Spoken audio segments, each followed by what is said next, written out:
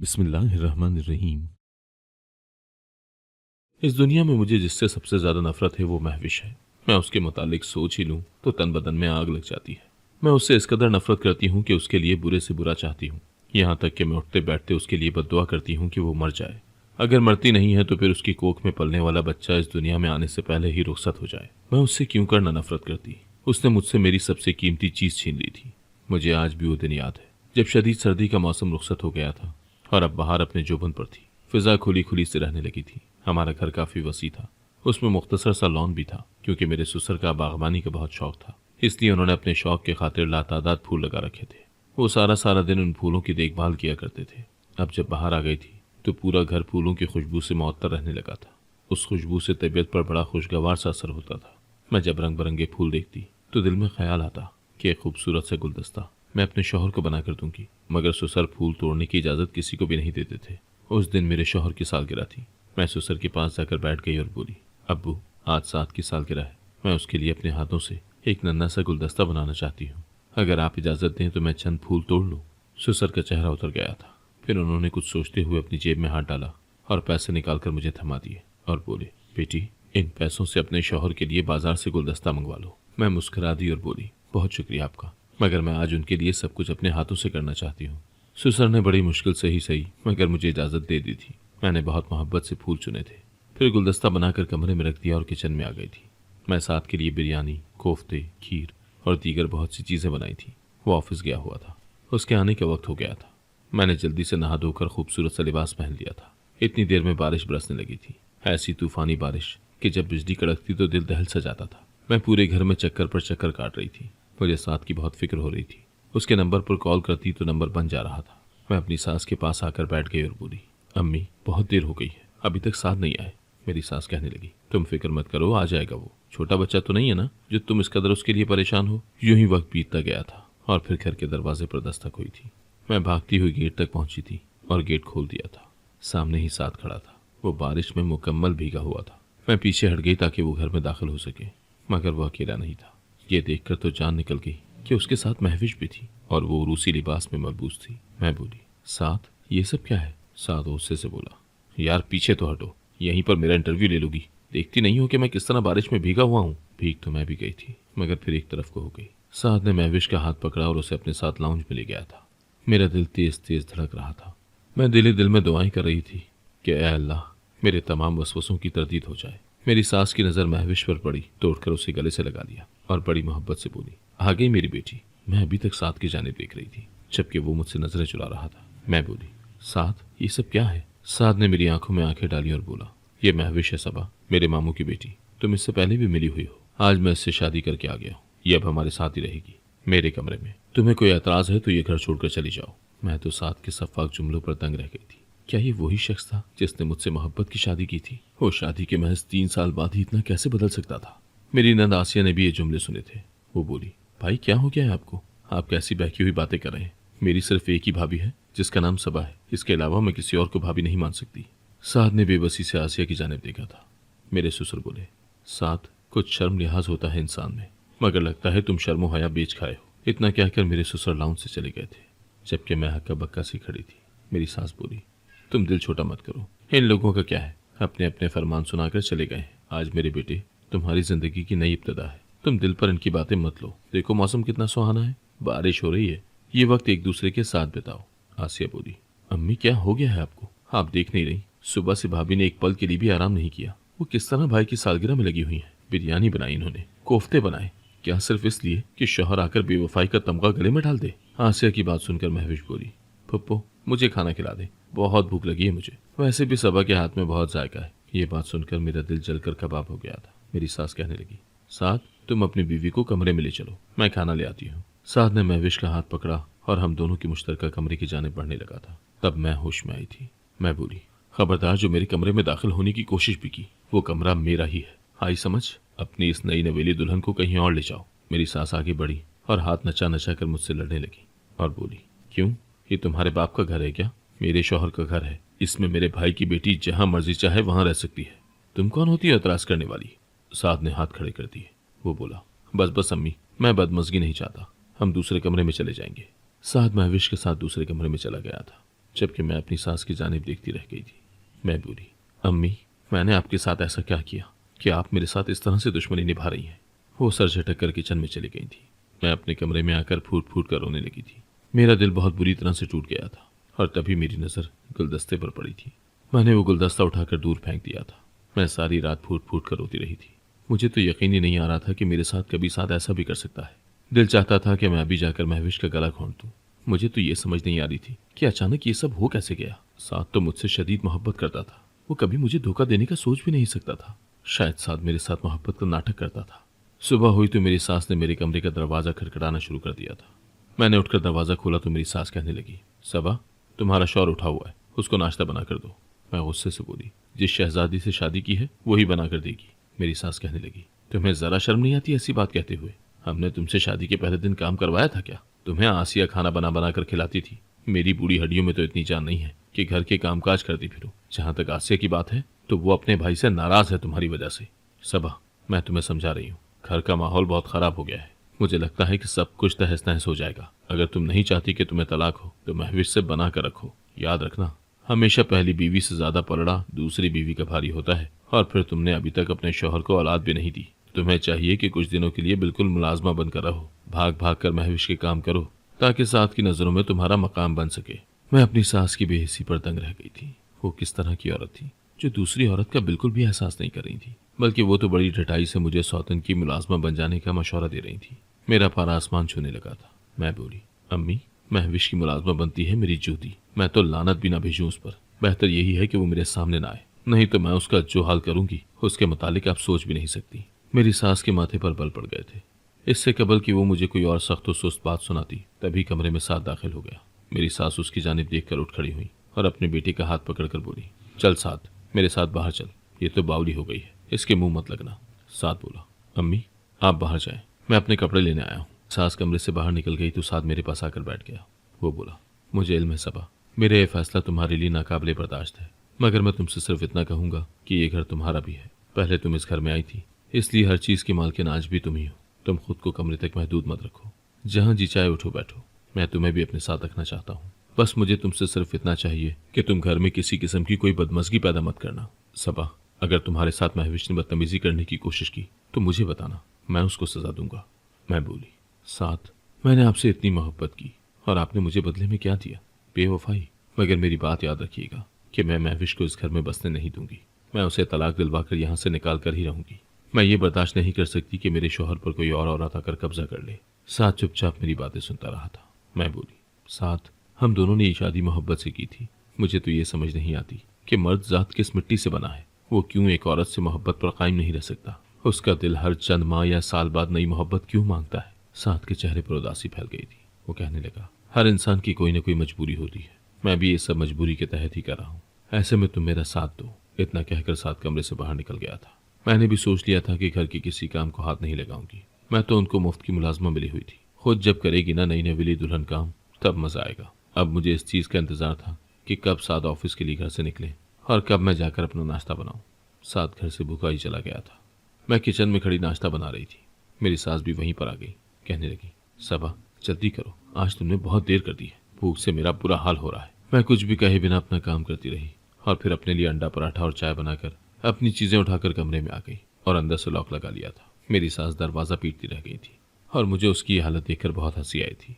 अगर मेरी सास इस मुश्किल वक्त में मेरा साथ दे देती तब भी वो मेरे दिल से ना उतरती। मैं उनकी इज्जत करती रहती।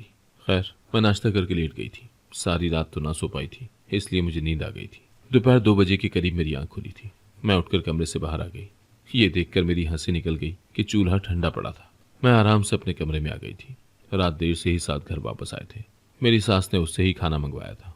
घर में उदासी थी। मेरा ससुर और नंद मेरे हामी थे, जबकि मेरी सास और शौहर तो महविश के दीवाने थे। मेरी और साथ की बोलचाल बंद थी। मैं उनसे खफा थी, जबकि वो तो अपनी नई दुल्हन के इश्क में गिरफ्तार थे, इसलिए उन्हें मेरी नाराजगी की कोई परवाह नहीं थी। जबकि महविश तो इतराई इतराई फिरती थी। वो मुझे देखकर जानबूझकर अपनी चूड़ियों से खन खन की आवाज पैदा करती और बाआवाज़े बुलंद कहती कि दुल्हन तो वही होती है ना जो पिया मन भा जाए। वरना तो मैंने ऐसी औरतें भी देखी हैं जो शौहर के घर में तो रह रही होती हैं, मगर उनकी हैसियत तिनके से ज्यादा नहीं होती, जिसे हवा यहाँ वहाँ उड़ाए फिरती है। कितना गुरूर था ना उसकी बातों में। मेरा दिल छलनी होकर रह जाता था। एक दिन मैं सहन में बैठी थी जब महविश वहीं आ गई और मुझे देखकर कहने लगी, बहुत ढीठ हो तुम। तुम्हारा शौहर तुम्हें घास भी नहीं डालता और तुम यहाँ से जाने का नाम ही नहीं लेती। तुम्हारी जगह कोई इज्जत वाली औरत होती तो कब का ये घर छोड़कर चली गई होती। अब मेरे सब्र की इंतहा हो गई थी। मैं गुस्से से बोली, तुम जैसी औरत से मुझ जैसी औरत 100% बेहतर है, जो कम से कम अपने घर में तो बैठी है। ये तो नहीं कि लोगों का घर उजाड़ने के लिए मर्दों पर डोरे डालती फिरे। तब महविश ने एक ऐसी बात कर दी कि मैं जलकर राख हो गई थी। कहने लगी, जब औरत बेसमर दरख्त की तरह निकले जो 3 सालों में भी औलाद न दे पाई हो तो फिर मर्द बाहर मुंह मारेगा ही ना। साद ने मुझसे शादी भी इसीलिए की है कि उन्हें मुझसे मोहब्बत हो गई है और फिर उन्हें औलाद भी तो चाहिए थी। अपने वालिदैन का इकलौता बेटा है साद, उसने अपनी नस्ल भी तो आगे बढ़ानी है ना। महविश की बातों ने मुझे इस कदर अजियत दी थी कि लगता था जैसे किसी ने मेरी खाल से चमड़ी उधेड़ ली हो। मैं कुछ कहे बिना ही अपने कमरे में आ गई थी। आंखों से आंसू बहते चले जा रहे थे। मैं रोती जाती और अल्लाह से मदद मांगती जाती कि या खुदा, आपने मुझे औलाद की नेमत से महरूम क्यों रखा। अगर आपने मुझे मेरा पसंदीदा शख्स दे ही दिया था तो फिर हमारे दरमियान ये जुदाई कैसे आ गई। महविश की बातों ने मुझ पर बहुत बुरा असर किया था। मेरा दिल हर वक्त परेशान रहने लगा था। इससे कबल मुझे कभी किसी ने औलाद न होने का ताना नहीं दिया था। इस वाक़े को चंद ही दिन गुजरे थे कि महविश के वालिदैन आकर आसिया का रिश्ता मांग गए थे और मेरी सास ने खड़े खड़े ही हाँ कर दी थी। मुझे यकीन था कि आसिया इस किस्म के वट्टे सट्टे के रिश्ते के लिए इनकार कर देगी, मगर उसने भी कोई एतराज़ नहीं किया था और यूं उसका रिश्ता पक्का हो गया। आसिया बहुत खुश हो गई थी। वह पुरसुकून नजर आई थी। मुझे इस बात का अफसोस था कि इस घर में मेरी हैसियत बिल्कुल ख़त्म होकर रह गई थी। वट्टे सट्टे के इस रिश्ते के बाद मुझे कामिल यकीन हो गया था कि साद और महविश कभी जुदा नहीं हो पाएंगे। मुझे ही दूध में से मक्खी की तरह निकाल दिया जाएगा।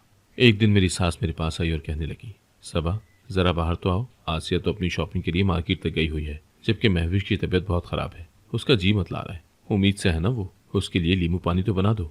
ये खबर मुझ पर बिजली की मानंद गिरी थी। ये क्या हो गया था और कब हुआ था? मुझसे ये बात छुपा कर रखी गई थी। मैंने सास को साफ साफ इनकार कर दिया और बोली, मेरी बला से मर जाए महविश। मेरी सास को बहुत गुस्सा आया और कहने लगी, मैं देख रही हूँ सबा, इस घर में तुम्हारे गिने चुने दिन ही रह गए। इतना कहकर मेरी सास तन फन करती हुई बाहर निकल गई थी, जबकि मैं तो घुटनों में मुंह छुपा कर रोने लगी थी। मेरे लिए ये सदमा बहुत बड़ा था। एक गैर लड़की जो चंद हफ्ते पहले ही मेरे शौहर की जिंदगी में दाखिल हुई थी, अब वो उसके बच्चे की माँ बनने वाली थी और मैं कहाँ खड़ी थी। ना घर मेरा रहा था और ना ही शौहर मेरा रहा था। मैं रोती चली जा रही थी और महविश के लिए बद्दुआएं करती जा रही थी। मुझे आज उससे इस कदर नफरत महसूस हो रही थी कि जी चाहता था कि खुद ही जाकर उसका गला घोंट दूं। मैंने महविश और उसके बच्चे को बहुत बद्दुआएं दी थी। शाम हुई तो साद घर आ गया था। मैं अपने आंसू पोंछ कर कमरे से बाहर आई तो पता चला कि मेरी सास तो साद को मेरे खिलाफ भड़काने में मसरूफ थी। मैंने साद का हाथ पकड़ा और उन्हें अपने साथ कमरे में ले आई थी। उसका चेहरा हर किस्म के तासुर से पाक था। मैं बोली, साद, इस्लाम में दूसरी शादी की इजाज़त तभी दी जाती है जब मर्द दोनों बीवियों में इंसाफ कायम कर सके। आप क्या मुझ में और महविश में इंसाफ कर रहे हैं? आपने तो उसके आते ही मुझे बेकार चीज़ जानकर एक कोने में फेंक दिया है। साद कहने लगा, सबा, मैं तुम्हें कुछ वक्त देना चाहता था। मुझे इल्म था कि तुम मेरी दूसरी शादी की खबर की वजह से बहुत परेशान हो। मैं हमारे रिश्ते में किसी किस्म की कोई ज़बरदस्ती नहीं चाहता था, इसीलिए किनारा कशी इख्तियार कर ली थी। मैं बोली, मुझे आपका वक्त चाहिए। साद कहने लगा, ठीक है, मैं 2-3 रातें तुम्हारे पास रहा करूंगा और 2-3 रातें महविश के पास। मुझे यकीन नहीं था कि साद इतनी जल्दी मान जाएगा। मैं बेइंतहा खुश हो गई थी। रात जब साद मेरे कमरे में आने लगा तो महविश ने खूब हंगामा किया था। उसने तो रो रो कर अपना बुरा हाल कर लिया था। वो कहने लगी, साद, मैं हामला हूँ। रात में मेरी तबीयत खराब हो जाती है। मैं तन्हा कैसे सोऊंगी? अगर मुझे कुछ हो गया तो क्या करेंगे आप? पहले ही आपको तरस तरस कर औलाद मिली है, आप ये औलाद खो देंगे तो क्या खुश रहेंगे? साद कहने लगा, अगर ऐसी ही बात है तो आसिया तुम्हारे साथ सो जाया करेगी। मैं तुम दोनों बीवियों के दरमियान तवाजुन कायम रखना चाहता हूँ। साद इतना कहकर मेरे साथ आ गए थे और मेरे अंदर सुकून ही सुकून उतर आया था। हम दोनों मियाँ बीवी बड़े दिनों बाद एक दूसरे के साथ मिलकर बैठे थे। मैं साद के कंधे पर सर रखकर रोती रह गई थी और वो मुझे तसल्लियाँ और दिलासे देता रहा था। साद की संगत में मुझे ऐसा लगा था जैसे मेरी जिंदगी में बाहर वापस आ गई हो। पहले तो मैं बहुत उदास रहने लगी थी। उम्मीद ही खत्म हो गई थी। कुछ दिन गुजरे तो मेरी तबीयत खराब रहने लगी थी। सारा दिन चक्कर आते रहते थे। मुझे यही लगने लगा था कि साद की दूसरी शादी के गम की वजह से मेरी सेहत खराब रहने लगी है। मुझे न जाने कौन सी बीमारी हो गई थी। तबीयत ज़्यादा खराब रहने लगी तो मैं घर में किसी को भी कुछ बताए बगैर डॉक्टर के पास चली गई थी। डॉक्टर की बात सुनकर तो मैं दंग रह गई थी। डॉक्टर बोली, आप उम्मीद से हैं। मैं रोने लगी थी। मैं बोली, ये कैसे मुमकिन हो सकता है? मैं 3 साल औलाद के लिए तरसती रही, तब तो मुझे औलाद नहीं हुई, अब कैसे हो गई है? डॉक्टर मुस्कुराकर बोली, अब आपने माने हमल की गोलियां खाना छोड़ दी हैं, इसलिए आपकी रिपोर्ट से पता चला है कि आप उन मुज़र सेहत गोलियों का इस्तेमाल मुसलसल कर रही थी। मैं हक्का बक्का रह गई थी। मैं बोली, डॉक्टर, ये नामुमकिन है। डॉक्टर मुस्कुराकर मुझे रिपोर्ट दिखाने लगी थी। मैं तो ये सोच सोच कर ही हलकान हो रही थी कि आखिर मेरे साथ ऐसा कौन कर सकता है। जब मैंने ऐसी कोई दवा नहीं खाई तो मुझे ऐसी दवाइयाँ कौन दे सकता है। एक लम्हे के लिए सबके चेहरे बारी बारी मेरी निगाहों के सामने घूमने लगे थे। मेरा ससुर मुझे दिलो जान से अपनी बेटी मानता था। नंद मुझसे बड़ा प्यार करती थी। मेरे शौहर ने मुझसे लव मैरिज की थी, जबकि ले दे के एक सास ही रह गई थी। उसी पर मेरा शक जा रहा था। उसने शायद अपने रिश्तेदार को अपनी बेटी के साथ ब्याहने के लिए सब किया था।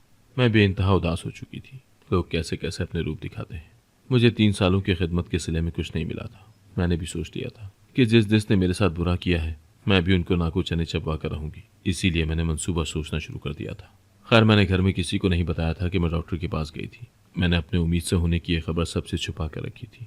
मुझे डर था कि जो लोग ये नहीं चाहते कि मैं हमला हो जाऊं, उनको जब इल्म होगा कि उनकी सारी तदबीरें फेल हो गई हैं तो वो मुझे कोई नुकसान पहुंचाने की कोशिश न करें। जबकि मैंने इस बार तो फैसला कर ही लिया था कि मैं अब महविश को बसने नहीं दे सकती। मैंने उसके लिए एक बहुत ही भयानक मंसूबा बना लिया था, जिसके नताइज कुछ भी हो सकते थे। ये भी ऐन मुमकिन था कि इस सब के बाद साथ मुझे तलाक देकर ही घर से निकाल देता, मगर मैंने ये खेल रचाने का पक्का इरादा बना लिया था। फिर यूं हुआ कि गैब से भी मेरे लिए मदद आ गई थी। मेरी सास, ससुर और नंद एक शादी की तकरीब में चले गए थे। साद अभी घर नहीं आया था। मैंने जल्दी से दूध वाले को फ़ोन करके घर पर बुला लिया था, जबकि महविश मुझे बड़ी नाज से बोली कि कुछ खाने को दे दो। उम्मीद से हूं तो बार बार भूख लगती है, मगर तुम्हें क्या पता कि हामला होना कैसा होता है। तुम कौन सा बच्चा पैदा करने के लायक हो। मैंने इस बात में सर हिला दिया और महविश को खाने में नींद की दवा मिक्स करके देती थी। वो खाना खा के थोड़ी ही देर बाद गहरी नींद सो चुकी थी, जबकि उधर दूध वाला हमारे घर आ गया था। कहने लगा, बाजी खैर तो है, आपने इस वक्त मुझे घर बुलाया है, जबकि हर सू अंधेरा भी फैलने लगा है। मैंने अपने हाथ से सोने का कंगन निकालकर गवाली की जाने बढ़ा दिया था और बोली, तुम्हें मेरा एक छोटा सा काम करना होगा। दूध वाला एक नौ उम्र लड़का था, इसलिए वो लालच में आ गया था। उसने हामी भर ली कि मैं जैसा कहूंगी वो वैसा ही करेगा। मैंने उससे कहा कि मैं तुम्हारी वीडियो अपनी सौतन के साथ बनाना चाहती हूँ। वो हिचकिचा रहा था। मैं बोली, बस ये तासुर देना है कि तुम्हें महविश ने घर पर बुलाया है, बस उसके बाद तुम वापस जा सकते हो। वो मान गया तो मैंने 3-4 मिनट की वीडियो बना ली और जैसे ही वकास घर वापस लौटा तो मैं लंगड़ा कर चलने लगी और रोते हुए बोली, आपकी बीवी ने अपने आशिक को घर बुलाया और मुझे मार मार कर लंगड़ा कर दिया। यकीन नहीं आता तो ये वीडियो देख लें। जो ही मेरे शौहर ने वीडियो देखी तो गुस्से में भागता हुआ सौतन के पास गया। मैं बहुत खुश हुई, मगर उस वक्त तो जान निकल गई ये देखकर कि शौहर तो सौतन के पैरों में गिरकर बोला, ये खुशी तूने मुझे पहले क्यों न दी। तब तक मेरी सौतन भी होश में आ चुकी थी। वो बोली, क्या बात है, खैर तो है। साद ने कुछ कहे सुने बिना ही महविश को तलाक दे दी थी, जबकि वो हक्का बक्का रह गई थी। क्या अचानक से हुआ क्या है? महविश बोली, साद आपने इतना बड़ा कदम क्यों उठाया? साद गुस्से से बोला, क्योंकि मुझे तुम्हारी असलियत मालूम हो गई है। तभी महविश रोने लगी और बोली, साद इस सब में मेरा कोई कसूर नहीं है। आपकी वालदा ही मेरी अम्मी से माने हमल की गोलियां लेकर जाया करती थी और सबक को खिला दिया करती थी। 3 साल से वो इसे गोलियां खिला रही हैं और जब मैं ब्याह कराई तो खाला ने कह दिया कि तुम हमला होने का नाटक करने लगो। इस सब में मेरा तो कोई कसूर नहीं है, जबकि मैंने तो फकत खाला की बातों पर ही अमल किया है। साद के चेहरे की रंगत मुतगैर हो गई थी। तभी पीछे से मेरी सास की आवाज़ सुनाई दी। वो रो रही थी। कहने लगी, साद बेटा मुझे माफ़ कर दो, मैंने भी ये सब मजबूरी में किया था। तुम तो जानते हो कि बचपन में ही तुम्हारा और महविश का निकाह हो गया था और आसिया और महविश के भाई का निकाह हो गया था। तुम तो महविश को पसंद नहीं करते थे, मगर आसिया तो अपने शौहर पर जान छिड़कती थी ना। तुमने जब सबा से शादी कर ली तो मेरे भाई ने कहा कि अगर महविश को तलाक हुई तो हम आसिया को भी तलाक दिलवा देंगे। इसलिए मैंने सबा को ये गोलियां खाने में पीस कर दी ताकि वो तुम्हें औलाद न दे सके और तुम्हारे दिल से उतर जाए। साद बोला, अम्मी मैं महविश को तलाक दे चुका हूँ। मेरी सास रोने पीटने लगी थी, मगर अब कुछ नहीं हो सकता था। मैंने मोबाइल में जो वीडियो बनाई थी वो डिलीट कर दी और किसी को भी नहीं दिखाई थी। मैं बोली, साद आपने महविश के पाँव क्यों पकड़े थे? वो कहने लगा, मैं महविश को तलाक देना चाहता था और आज महविश ने मुझे ये मौका फराहम कर दिया था, इसलिए खुशी में मैंने इसके पाँव पकड़ लिए। मैंने साद को बताया कि मैं हामला हूँ तो वो बहुत खुश हुआ। तब मैंने उसे सारी हकीकत बता दी थी कि महविश ने गवाली को घर पर नहीं बुलाया था। मैंने ये सब प्लान किया था क्योंकि मैं इन लोगों से अपना बदला लेना चाहती थी। इनकी वजह से पूरे 3 साल में औलाद को तरसती रही थी।